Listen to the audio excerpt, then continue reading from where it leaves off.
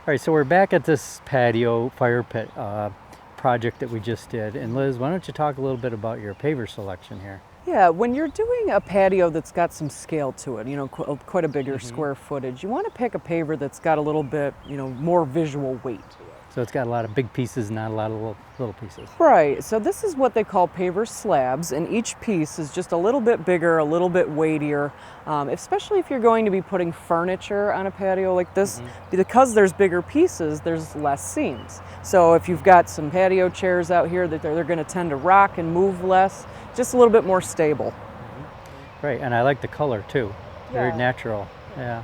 The pavers that we chose for this project are a Techo-Bloc product. They're called Blue, and they come in a nice blended color scheme like this. So it's got a little gray, it's got a little brown, so it picks up some of the colors of the deck, of the foundation of the home, and it just kind of ties all that together. So you're able to match the fire pit color.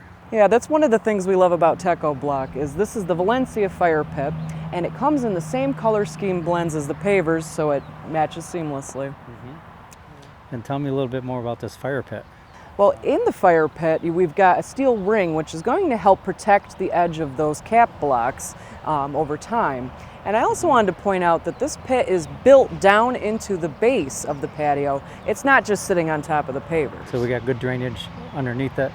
And the other thing with these type of fire pits aren't meant to have huge bonfires in them. Right. But they are also a hardened material, so they can tolerate some heat. Yes, because you're going with a concrete product that can, contract and can expand better than natural stone products, which can pop and crack. So it really is better if you're going to build a fire pit to use a product that's made for that. So you got a nice little spot here with a fire pit and the patio. Nice, comfortable. Drainage is nice. You got a lot going for you in what you designed here. So I think the customer's going to have a lot of fun out here this summer. So thank you for joining us today. I'm Liz Snyder. And I'm Jim Hotelling, the Home Gardeners from Hillside Garden Landscaping.